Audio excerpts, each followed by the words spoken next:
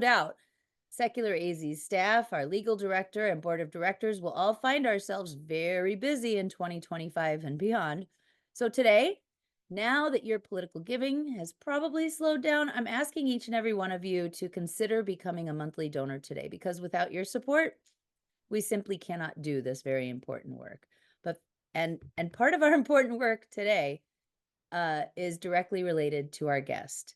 I am very excited because we are speaking with Kate DeMeester-Lane.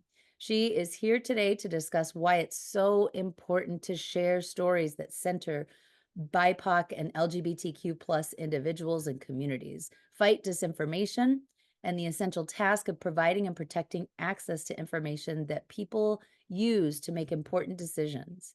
As libraries come under increasing attack from those who would censor history, disenfranchise and muffle the voices of marginalized communities, and spread mis and disinformation, here is one library system that is fighting back. So is there anything, Kate, that I may have missed in your bio? No, I think that's great. All right. Well, then you can go ahead and take it away, Kate, and let us All right. know why libraries are kind of the heart of our community. Thank you so much. All right, I'm gonna go ahead and share my screen with y'all. I have a um, little slideshow here that we can discuss. Um, so I'm gonna kind of back up a little bit and talk about some of our foundations as far as what we do at the library and why it's so important, and then we'll move into more about book bans and challenges. And at the end, I've got some information about how you all can help us in this endeavor.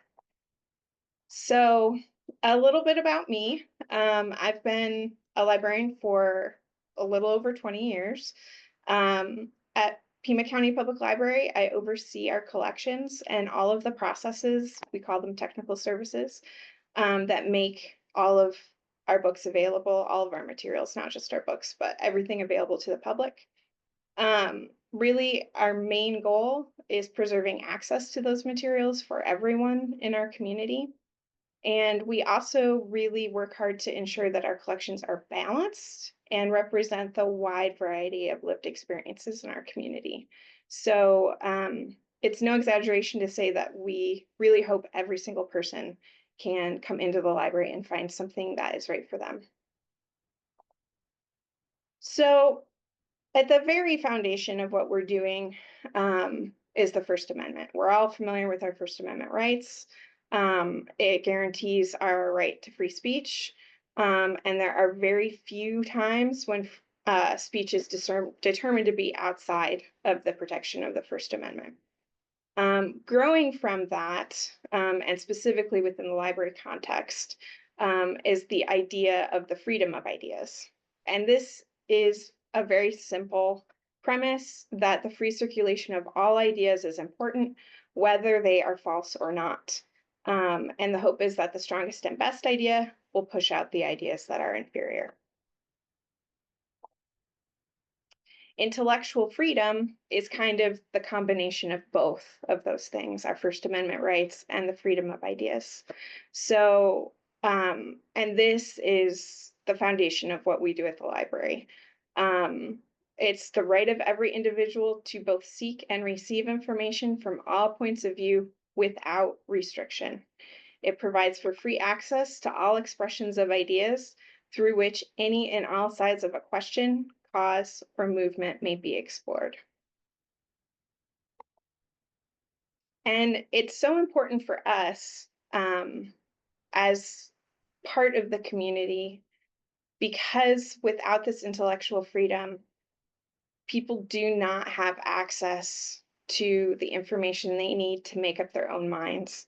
Part of why that unrestricted access is so important is because the idea is we want everybody to be able to read and examine and make up their own minds for themselves. So we expect people to be self-governors. To do so responsibly, they must be well informed. So that is why we're very committed.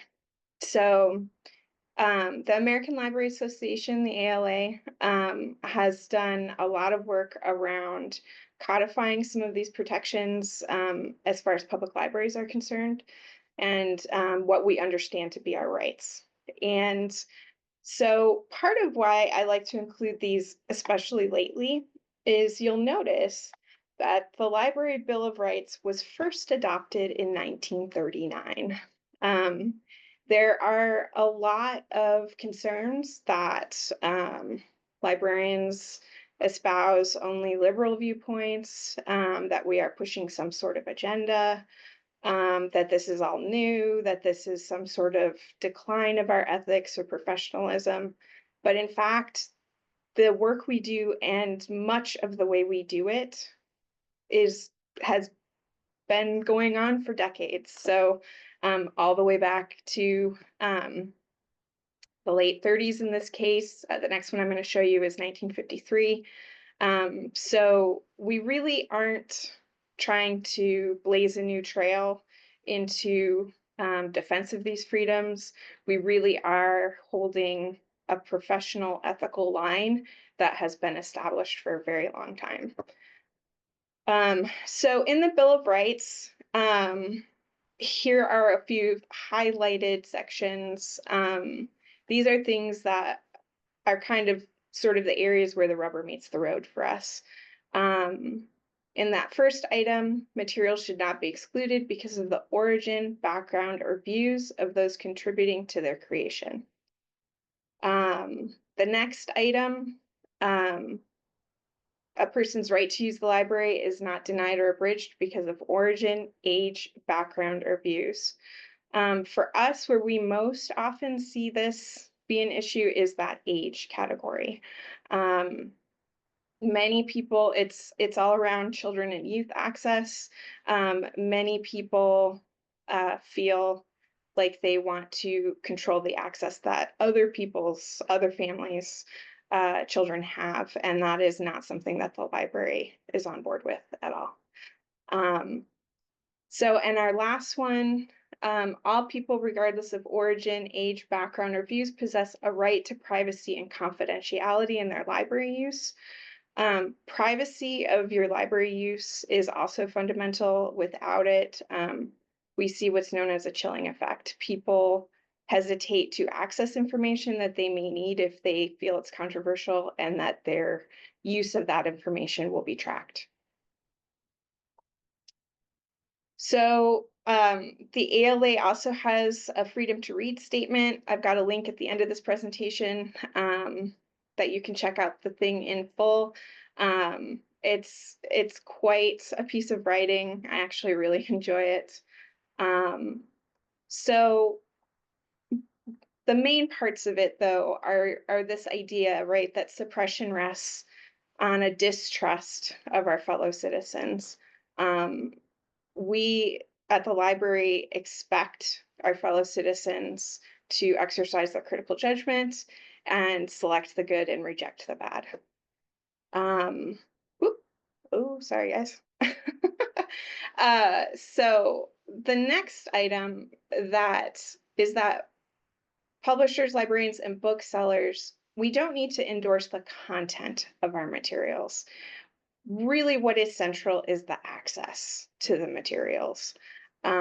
Because if we focus on that content, then we end up in a situation where we may be have a harder time preserving people's access to it. So, and then this last one is just, it's right at the end of the document. It's my favorite part of the whole thing.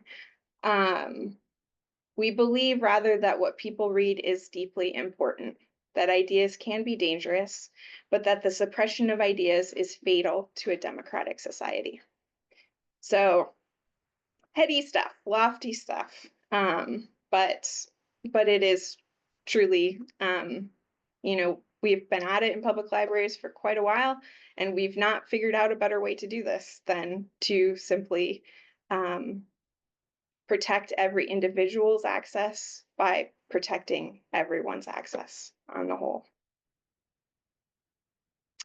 So this is really central to what we do when there is any sort of issue.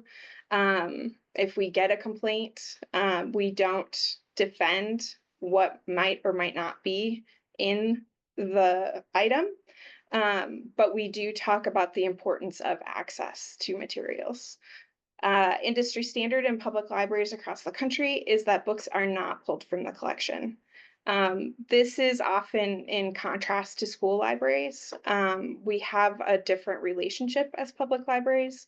School libraries stand in loco parentis, which means in the stead of the parent, which is what allows for a different set of responsibility in terms of restricting access to materials. So typically when we have an issue, we don't pull the item.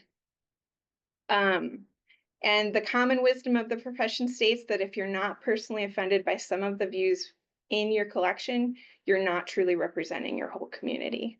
And this seems counterintuitive at first, but it really is the idea that it's so important to collect materials for everyone that you couldn't possibly personally agree with everything you have collected. In much the same way that a pharmacist wouldn't take every medication that they're able to provide. So censorship is a huge issue, and it is something that we are dealing with in a way that we have not had to deal with in many years. So censorship, we do have very defined parameters of what constitutes censorship. And of course, everything leading up to this is why we stand in such opposition to censorship. Again, we see it at the end of this quote: the unfettered exchange of ideas is essential to the preservation of a free and democratic society. So one of the things we also talk about is the difference between selection versus censorship. So selection aims to include a broad array of topics and information. And we have recently revised our selection policy to ensure that we are doing exactly that, providing that wide variety. But we do include materials, even if they may be unpopular or contentious. And that comes back again to that idea of wanting everyone to have access to the material so that they can read it for themselves and make up their own mind. So in some ways, the more contentious the material, the more likely we are to have it, right?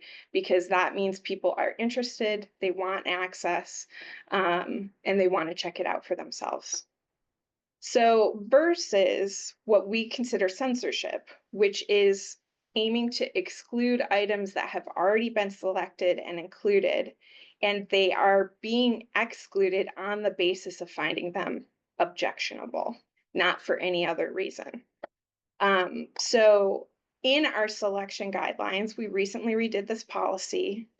These are all of the many reasons why we might select an item for our collection. And these are, you'll see, like that second one, ongoing interest and or high customer demand. That could be just the new James Patterson novel, or it could be one of these controversial titles. That is why people are very interested and there's high demand. When we talk about suitability of style and format for the intended audience, that's often when we talk about our children and youth materials. And for us, that standard is developmentally appropriate. So we allow parents to opt in to checking out materials as they see fit that represent their values for their family. And so there are many things that are developmentally appropriate for an age that a parent might opt not to select for their child. So things like, real mundane, like the price and budget considerations. And let's see. So the professional and popular reviews are another way that we find a lot of the items that we're going to include in our collection. So we really, our selectors do a lot of work in sifting through all of those reviews to find out what books people enjoy, what function they might serve in terms of a whole balanced collection. So these are the many reasons that a book might get included. Any one of these might be sufficient to get it included in our selection, in our collection. I will say the one thing we've had to add that is different than, again, perhaps any other time so far is that fourth item there, timeliness and accuracy of information. We have never before seen the level of intentional misinformation in print that we currently see in available materials. How we handle that is if it's an opinion, it can be controversial. But if it is like a wholly inaccurate fact, then that is an item we might opt to not select for our collection because of that inaccuracy.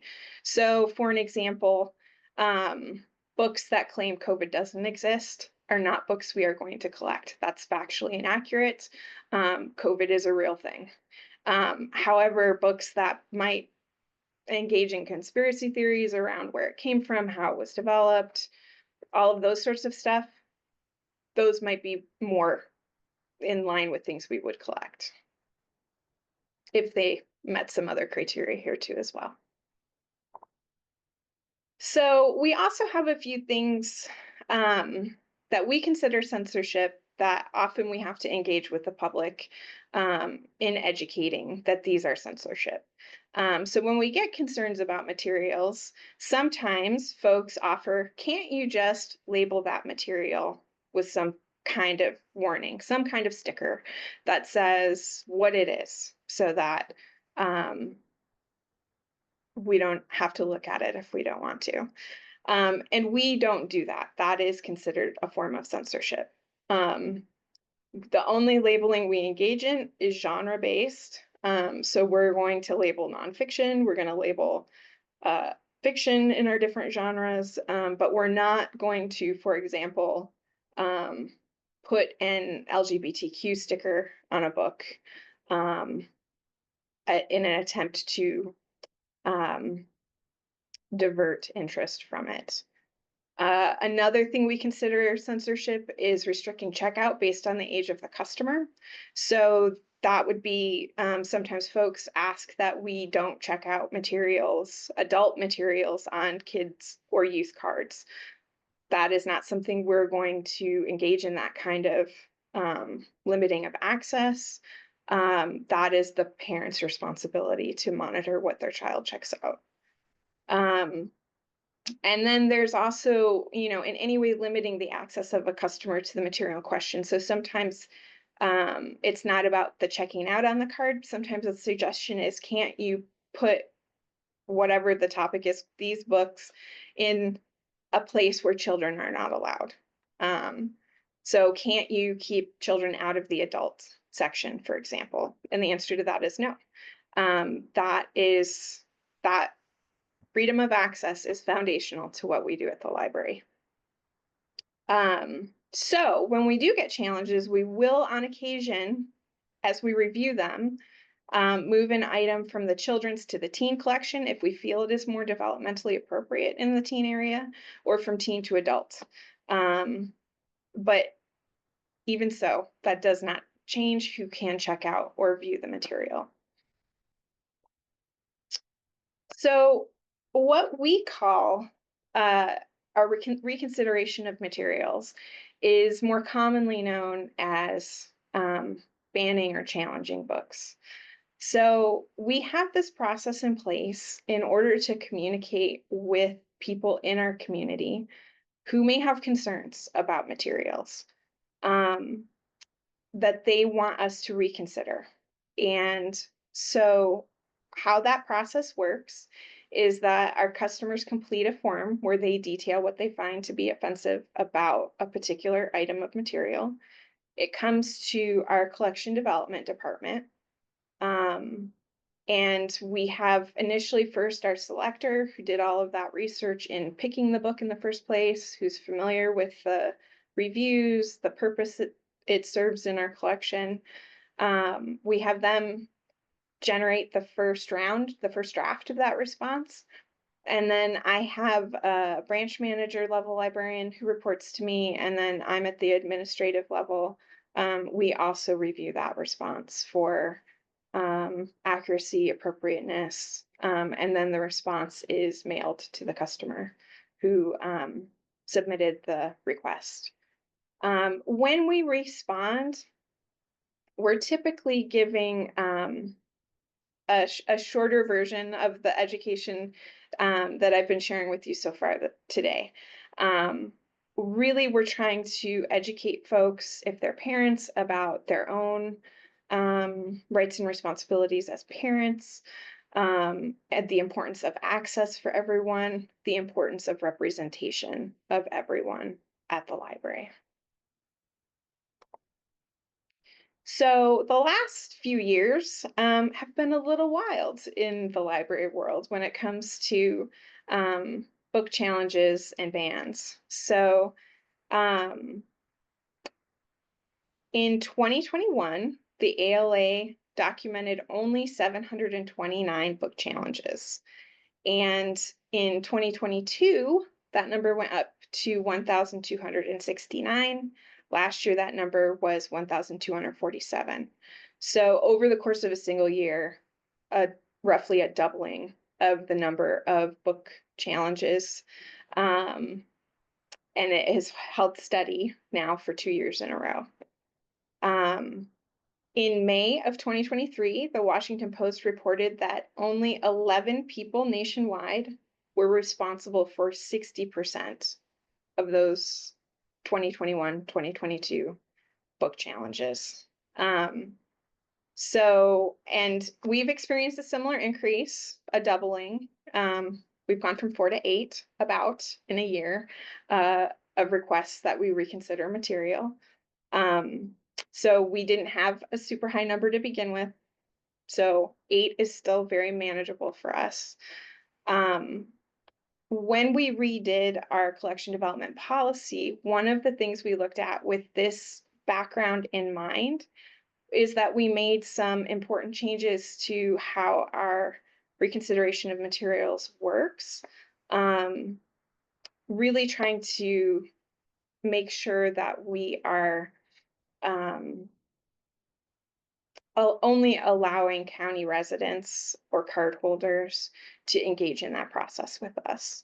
So that's the very first thing we changed, is that you have to either be a resident or cardholder with us in order to submit one of these requests. We also require that you cite your passage or pages that you're concerned with from editions we actually carry. The reason for this is that there are several groups that produce lists online with titles, pages, passages, instructing people to submit those for reconsideration. And in many cases, libraries don't even necessarily carry those books or editions. So we do require that as well. We also, you can only submit one title per form. That's another thing that folks have done in some areas, which is download a list of 100 titles and submit the entire list at one time. We did make it easier to access. We added, it was previously only available via paper. In person, you had to come in and fill it out, submit the physical paper. It came downtown to us. But now we do have an online function for that. We're not interested in closing off these conversations with the public. We want to have these conversations with the public about what they want to see in our collections, why they might be bothered by things in our collections so that we can try to educate about why the whole collection is important. So we've seen also not just more numbers of challenged and banned books, but some really significant changes in what is being targeted. So it does remain youth materials. That always has been one of the greatest targets. And again, school libraries have a whole different set of much greater difficulty than we have with these challenges because of their legal standing. Historically, book challenges were about swearing or sexual content of any kind. I'm of an age that Judy Blume was something I had to have a permission slip to take into my school library to read Super Fudge because it had a couple of swear words in it. So Judy Blume is a great example of an author who used to get many challenges. Her work used to get many challenges and across the board, and it didn't really matter which book it was. But today she would be less likely to be one of the titles that is under attack because book challenges and bannings have tended to focus more on characters from diverse communities. So many of the book challenges are based on books with LGBTQ plus characters, Black characters, Indigenous characters. Any of these diverse lived experiences make it more likely that a challenge will be triggered. And of course, fun fact, many challenged and banned books are award winners and or considered classics. So our 2023 top 10 list is, many of these are LGBTQ plus. Many of them that are not that are BIPOC books about Black, Indigenous, or people of color. So as you can see, it's a different, there's not a Judy Blume to be found on this list. And then these are a few challenged and banned classics. I like to share these with people. I did not include children's books. These are all adult books, but obviously these are all considered to be classics. Many of these teens read in high school, which is how they end up on these challenged and banned lists.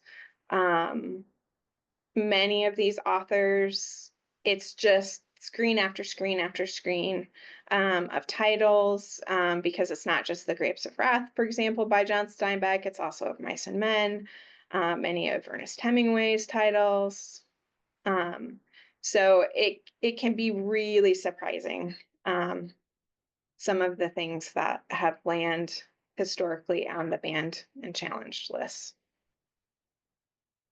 So here are some, as I promised, links to resources.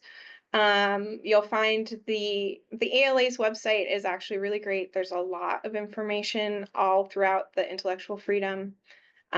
So you can read any of these in their full and original format. I also included links to our collection development policy and our reconsideration of materials form in case you are interested in looking at those. I will share that there is a group that it's a subset of ALA, although it's not advertised as such, which is the Unite Against Book Bans. And you can sign up at the link there. So that group is designed basically to send alerts out. So if you are interested in assisting with sort of standing up and sharing that perspective of understanding why it's important that we continue to have access to these materials, understanding that you want everyone to be represented in the materials that libraries share.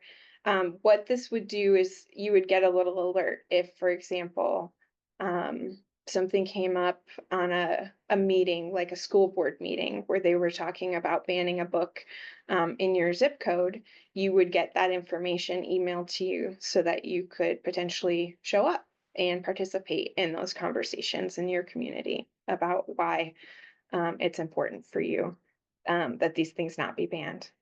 So I'm also including my own email address there. I'm happy to be a resource for anyone who has further questions. But truthfully, one of the things you can do that is the most helpful for us is to have these conversations. Um, it really makes a difference when people hear from people they already know and trust why these freedoms are important and why the protection is really something we should all care very much about.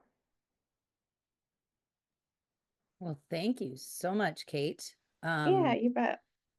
I jotted down a bunch of questions, but I definitely want to get to Jim had the first question. He asks, didn't privacy of library use go away with the Patriot Act? I thought librarians had to give your reading history to the government on request. So this is a great question. I actually I did my library degree in 2003. So this was just as all of the Patriot Act was really cycling up. And I was incredibly impressed by all of the librarians who I saw being interviewed on national news, seemed like every night it was some different facet of it. But basically what it boils down to is in libraries, we have determined that we don't keep that information. If we don't keep your reading history, we cannot turn it over in the event of a subpoena. So although we have these data systems that can track all kinds of things, we can say if you have a book checked out, we can say if you had an overdue fine and that is still showing on your account, then in that case, we could have to turn over that information in the event of a subpoena. But we don't track people's use of our computers in the library. And we really don't have any information to turn over about reading history. I know for us, at Pima County Public Library, we have a function on our website where you can opt in to having your reading history turned on. But that is held in the website part of things, the website interface, which is different than our ILS, which is the management system on the back end that holds your library card information, your checkout, what you have currently checked out. So, and those two systems don't really talk to each other. So I'm not aware that there's any way for us to access that reading history after it's been turned on. So, and I have a story. So I Mhm, went to the Hugh Downs School of Human Communication at ASU, and I was so lucky to be able to take a class with the department chair at the time, Bud Goodall, and he invited Hugh Downs to our mhm, class, and he just basically talked about his very incredible life that he had lived, and he was probably in his 80s at that point.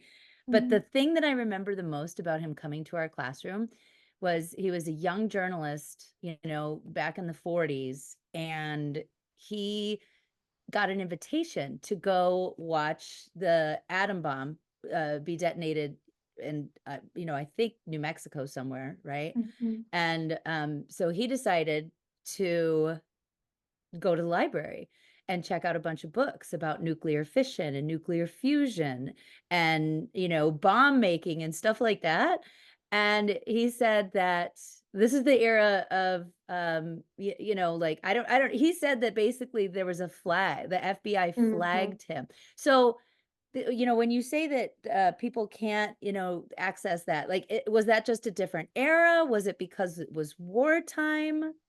I actually think it definitely was a different era, and I'm not sure really what they had in place for that specific period of time. But I do know that the entrance of the Patriot Act and those lack of privacy provisions within it were what sparked this, I mean, it kind of coincided with us moving into a more digital environment. So when you think about the really old, the way we used to check things in and out, where you got a stamp in the front cover of your book with the due date, and they kept the little card behind your name, they were also at that point not really maintaining a history of what you had checked out in the past once it came back.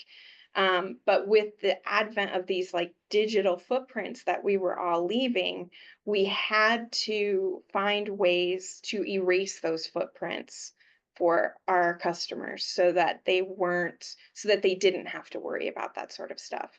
So I Mhm. think the fact that the Patriot Act came on the scene kind of at the same time as we were migrating into these more digital environments really helped like bake in an extra layer of protection and privacy for people in those Mhm. digital spaces.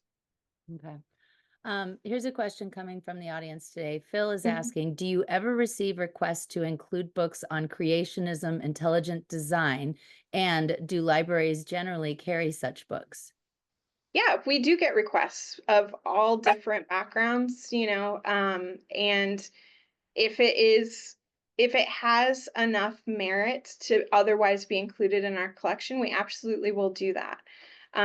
So because we have a limited budget, we and a limited amount of space, we can't buy every book, right, that's out there. We have to have some way of winnowing down from all of the millions of potential options what the titles are that we are going to carry. So often in a case like that, if someone sent it in as a suggested purchase, we would start by looking up the reviews, and seeing if it's popular. If it has good reviews, if it's popular, absolutely, we would absolutely put something like that in our collection. Okay. Um, so another thing that, this discussion today, first of all, you've gotten a lot of compliments in the chat, thanking you Thanks. for being here today, Hmm. especially at such an important time. Um, I think about what just happened in Asheville, North Carolina with Hurricane Helene, and the library being on higher ground had Wi-Fi, and that is Hmm. where the town ended up congregating so that they could let their loved ones know what was going on in their lives. And Hmm. then, I don't know, last month or so, we had Tia Levings on, who wrote a book called The Well-Trained Wife, where she chronicles her story of indoctrination in Christian nationalist culture and then her escape. And it was the library where she was able to escape the abusive uh, Hmm. person that she was married to be able to get Mhm, information that came outside of her highly evangelical church. And she basically said it was her lifeline. And she mhm, would just go check out books that were, secular in nature or mm, forbidden by her church community. And then because of that, she started a blog where she would pontificate in kind of like this shielded community of people who are on their way to deconstructing their faith. Do you know what I mean? Like, mhm, the yeah, library provides a lifeline for people. Like, do you have stories of and I don't want to, obviously, mhm, anonymous stories, but like, I'm mhm, sure, do you have stories about people who seek refuge in their public libraries? absolutely, absolutely. It's one of those things that by the time you've been public facing for a year, you have absolutely helped people in just a myriad of contexts like that. You've either helped someone who is homeless and is looking for shelter, food, a shower. Um, you've helped someone who maybe needs a domestic abuse hotline number. You've helped a kid who doesn't feel safe to go home.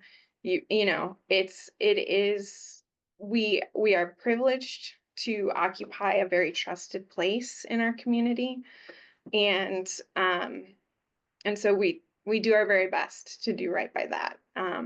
And yeah, we we see people at all kinds of crossroads. Mhm. So you know, And I didn't, like, and knowing too, like, I think about folks who maybe are finding themselves in a position that they hadn't been in before, whether it's a youth who's finding their home to be less safe as they get older, or Mhm. somebody who's maybe recently unhoused, and to just Mhm. be able to go and freely use a computer to find those resources in an anonymous way is such an invaluable service that the library plays in our society. Absolutely. It's really important. How would someone, because I know that we've got maybe a couple of people, I see at least a couple of names here that exist, that live in Pima County. Mhm. If one of our members, because our board, one of our board members, Diane, is currently on the Phoenix Public Library's board. Oh, great. And you know, and it was because we, you know, started hearing about these Mhm. Moms for Liberty types Mhm. and QAnon extremists trying to get onto their library board so that they could dismantle all the protections that are in place. So, what is Mhm. the process for Pima County? If somebody wanted to join the library board, how would they go Mhm. about that? So our library advisory board is more of an advocacy board. Our governing board is actually the Pima County Board of Supervisors, and those are all elected positions. So each supervisor on the board nominates two people to serve on our library advisory board. Um, so we're fortunate in that our work can only be directed by the Board of Supervisors.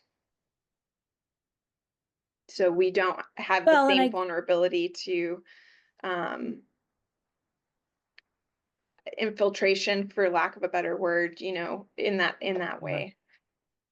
Oh, and now I'm so curious if that is the same process here in Maricopa County, and maybe Diane can speak to that because we don't have the same kind of board of supervisors that y'all do down in Pima County. So Mhm. that's an interesting conversation, you know. And Mhm. then I think about like maybe like Cottonwood or Show Low or Mhm. good. I'm glad to hear that. Diane says no, that is not the process here. Thank goodness. Mhm. Um, but, like, I think about people who might wanna infiltrate the boards, and if they have a, Mhm. you know, if there's a board of supervisors that's kinda gatekeeping who could be on the board in a place like Maricopa or Cochise or La Paz County, that could be a very different kind of process, you know what I mean? And the Right. board could be Right. made up of very different people.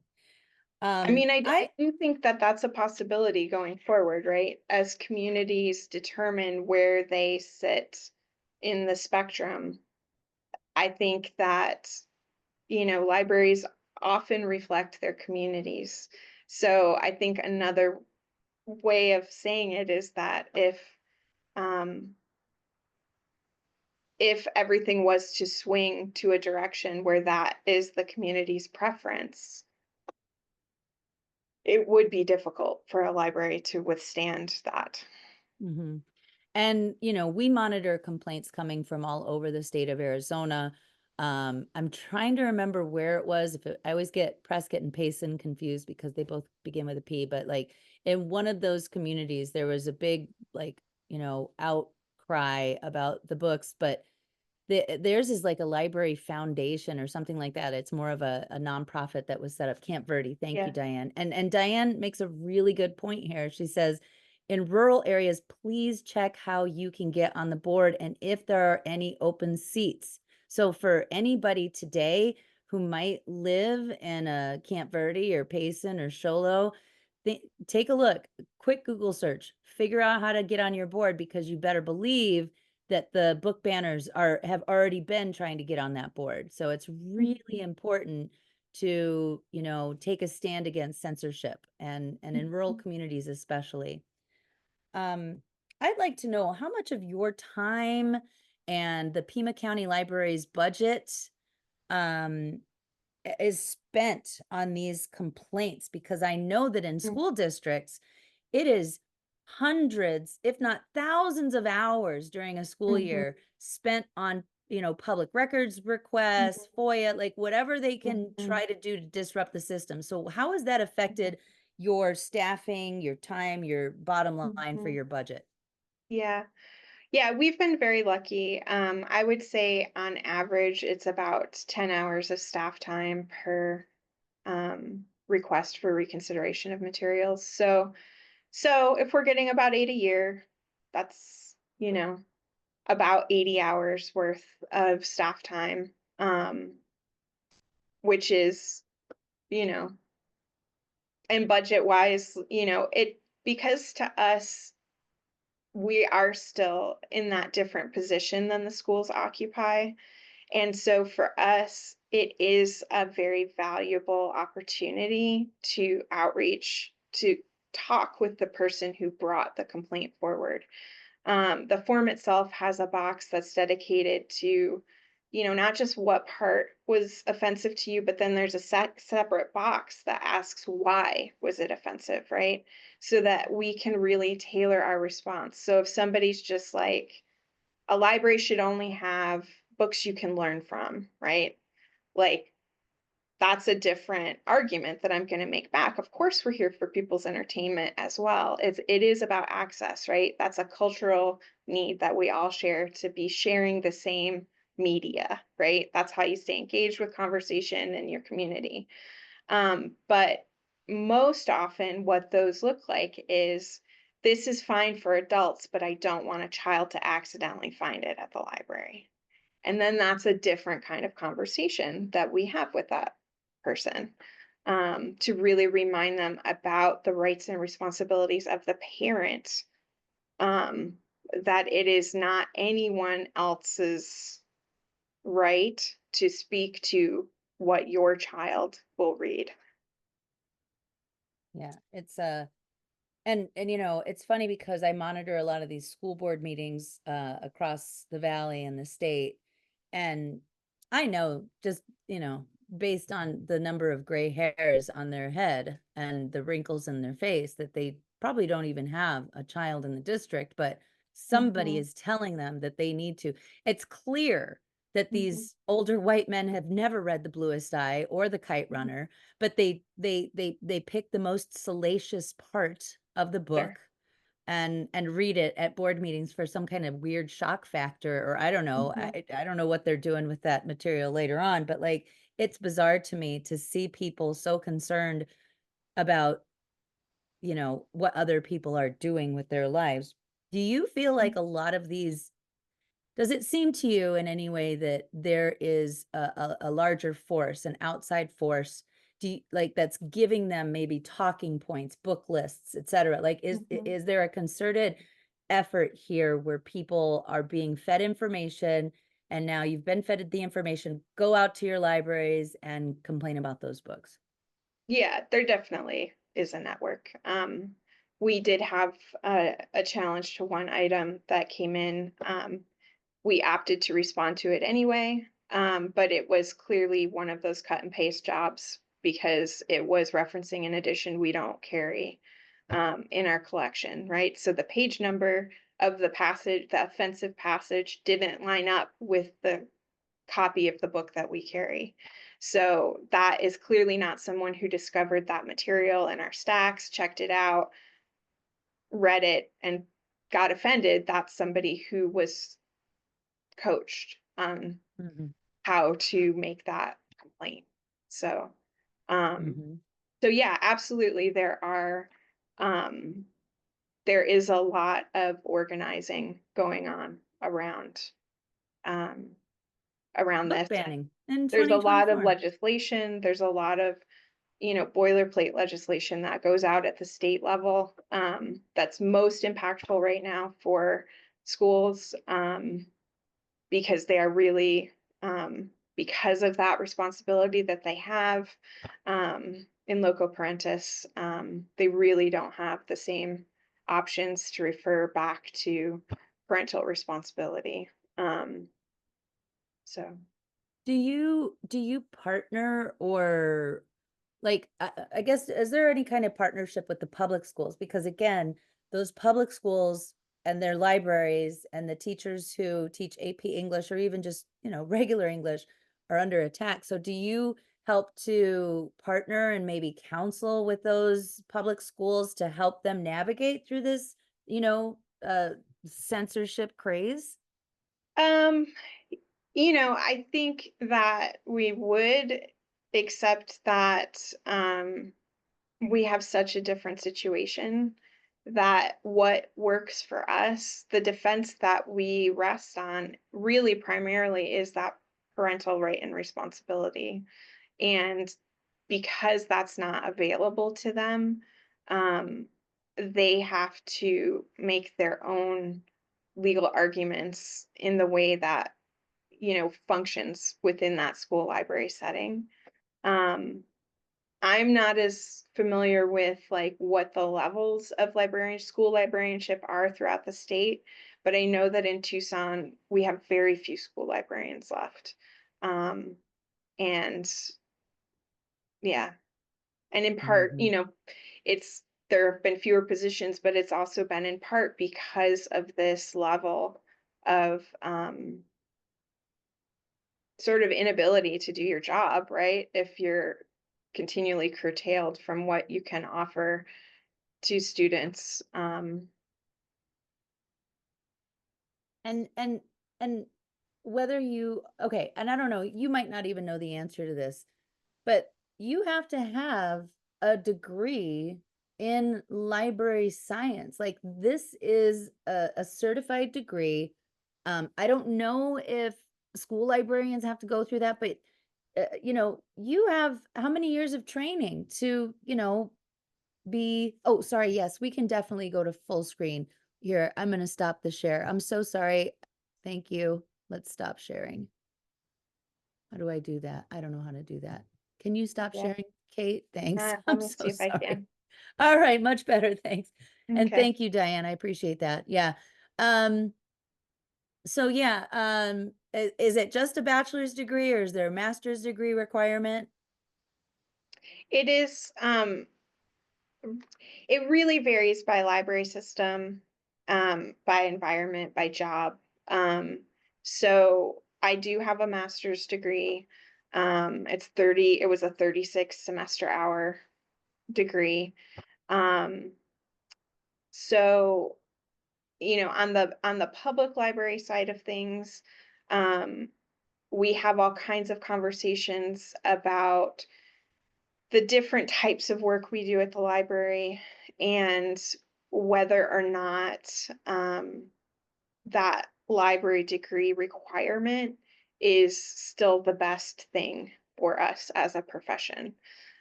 So much of what we do is really um, community focused. And right now, in many cases, the degree is a functional barrier, often for people of color, um, because it is the library profession is predominantly white, of those who hold um, a master's degree. So, Mhm, in trying to get a staff that looks more like the community we serve, we have to think about, does everybody really need a master's degree to do that work? And mhm, at school libraries, my understanding is that it is often, it might not be degreed librarians at all. Many times I just gave a presentation a couple of weeks ago and spoke with a retired teacher who said for many years she was obligated to be the librarian as well. mhm, And although she was a certified teacher, she did not have a library certification. So I think that is fairly common mhm, on the school library side of things. And I think that that also adds another layer of complexity. In some cases, it's just volunteers. Sometimes it's parents volunteering, or there won't be any access to the school library at all. Um, and so I think that's another layer of the difficulty in pushing back against book challenges and bans, because it is um, folks who really don't have the resources that they need to mhm. have. My background's in education, and the first school where I taught, it was a K-8 school, and a lovely woman who was passionate about reading, but she was classified staff. She didn't have a degree in education or library science, but she loved to read, and she was wonderful. And then and she was really, I think she was like a three-quarter time employee, and Mhm. because we've had so many massive budget cuts, she ended up being a half-time employee, and now, from what I know, that school no longer has a librarian, even just somebody Mhm. that's there as a classified staff member, passionate about books and able to guide kids to the right Mhm. books, you know? Yep. And Ron here has a little input. As a K-8 school librarian, I labeled young adult books with a sticker. Only middle school students could check those out if it was okay with their parents. I had 2 complaints over 18 and a half years. Now, a list of all school library books needs to be posted online for 60 days. Yeah. Yep. And that's the result of some of that legislation I was talking about. That's Mhm. Yeah. state to state. Well, like I said, so many kudos going out to you today, Kate, for this great discussion. Thank We you. are living in unprecedented times, and we are seeing things like book bans happening and just all kinds of censorship happening. And I hate to break it to you, folks, but I think we're going to be seeing more of that. So to our audience, I want to recommend to everybody that they get involved. Take a look at your Mhm. local library board. Take a look at any way that you can get more involved right now, because this is the calm before the storm, I feel like. Um, I would agree yeah. with that. Really, that united against book bans. If you're, especially if you're somebody who's willing to show up as a community member at meetings in your zip code to speak to what you want to see happening in your community, Mhm. that's a great way to be alerted. Yeah, and I'm gonna throw it in the chat real quick so everybody, and I'm sure Lindsay probably already did that, but I will throw it in there again anyway. Yeah. And to wrap us up today, Kate, I have a Mhm. question that I ask people at the end of our discussion. What today in these tumultuous times gives you hope? Um, Honestly, the level of interest in maintaining these freedoms, I think uh, one of the things that we have to really remember is that there's a lot of us who care about this, and if we're all active and noisy, then uh, then we will have a much easier time maintaining those freedoms that we've all really maybe come to take a little bit for granted. Mhm. And I would add, that you said active and what was the other word you just used? Noisy. Active, noisy, and I would say engaged as well. Like Yeah. plug in, find fellowship, find your people Hmm. right now, whether it's to celebrate or to organize, to engage. But this is not the time, even though on Wednesday, Thursday, and maybe a little bit of Friday last week, I was like just a big ball of, despair, but I've been able to kind of bring myself out of it. So I love that. Let's stay active, noisy, and engaged, because now it is more important than ever. And thank you so much, Kate. This was Absolutely. fantastic. Thank Thanks you for so having much. me. Appreciate the work you do. Appreciate everybody who's here. Go make some good trouble, everybody, and have a good weekend. Bye, everybody. Thank you.